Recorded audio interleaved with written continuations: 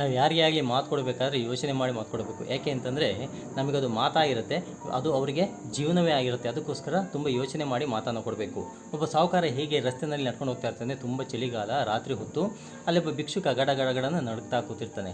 ಸರಿ, ಅದನ್ನು ನೋಡಿಬಿಟ್ಟು ಸಾಹುಕಾರನಿಗೆ ಹೊಟ್ಟೆ ಉರಿಯುತ್ತೆ. ಹೋಗ್ಬಿಟ್ಟು ಚಳಿ ಆಗ್ತಿದೆಯೇನಪ್ಪ, ಒಂದು ನಿಮಿಷ ರಗ್ ತೊಗೊಂಬರ್ತೀನಿ ನಮ್ಮ ಮನೆಗೆ ಹೋಗಿ ಅಂತ ಹೇಳ್ಬಿಟ್ಟು ಹೇಳ್ತಾನೆ. ಅವತ್ತು ಭಿಕ್ಷುಕ ಹೇಳ್ತಾನೆ, ಬೇಡ ಬೇಡ ತರಬೇಡಿ, ನನಗೆ ಅಡ್ಜಸ್ಟ್ ಆಗೋಗ್ಬಿಟ್ಟಿದೆ, ಎಂತಹ ಚಳಿ ಬಂದರೂ ಕೂಡ ನಾನು ತಡ್ಕೊತೀನಿ, ಪ್ರಾಬ್ಲಮ್ ಇಲ್ಲ, ಬೇಡ ಅಂತ ಹೇಳ್ತಾನೆ. ಆದರೂ ಕೂಡ ಸಾಹುಕಾರ ಏನು ಮಾಡ್ತಾನೆ, ಇಲ್ಲ ತಡಿಯಪ್ಪ ನಾನು ತೊಗೊಂಬರ್ತೀನಿ ಅಂತ ಹೇಳ್ಬಿಟ್ಟು ಮನೆಗೆ ಬರ್ತಾನೆ. ಸರಿ, ಭಿಕ್ಷುಕ ಏನು ಮಾಡ್ತಾನೆ, ತೊಗೊಂಬರ್ತಾರೆ ಅಂತ ಕಾಯೋದಕ್ಕೆ ಪ್ರಾರಂಭ ಮಾಡ್ತಾನೆ.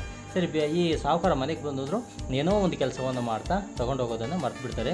ಸರಿ, ಬೆಳಗಾದಾಗ ನೆನಪಾಗುತ್ತೆ, ಅಯ್ಯೋ ನಾನು ತೊಗೊಂಡು ಹೋಗ್ಬೇಕಾಗಿತ್ತು, ಮರ್ತು ಬಿಟ್ನಲ್ಲ ಅಂತ ಹೇಳ್ಬಿಟ್ಟು ನೆನಪಾದಾಗ ಮತ್ತೆ ವಾಪಸ್ಸು ಬಂದು ಆ ಭಿಕ್ಷುಕನನ್ನು ನೋಡ್ತಾರೆ. ಆ ಭಿಕ್ಷುಕ ಸತ್ತೋಗ್ಬಿಟ್ಟಿರ್ತಾರೆ.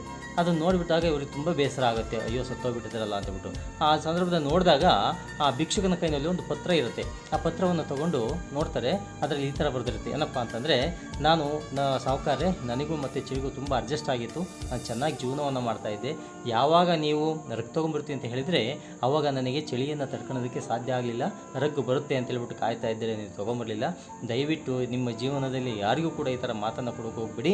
ಯಾಕೆ ಅಂದರೆ ನಮಗದು ಜೀವನ ಆಗಿರುತ್ತೆ, ನಿಮಗೆ ಮಾತಾಗಿರುತ್ತೆ ಅಂತ ಹೇಳ್ಬಿಟ್ಟು ಹೇಳಿರ್ತಾನೆ. ಅದಕ್ಕೆ ಯಾರಿಗಾದರೂ ನಾವು ಮಾತು ಕೊಡಬೇಕಾದ್ರೆ ತುಂಬ ಯೋಚನೆಯನ್ನು ಮಾಡಬೇಕು.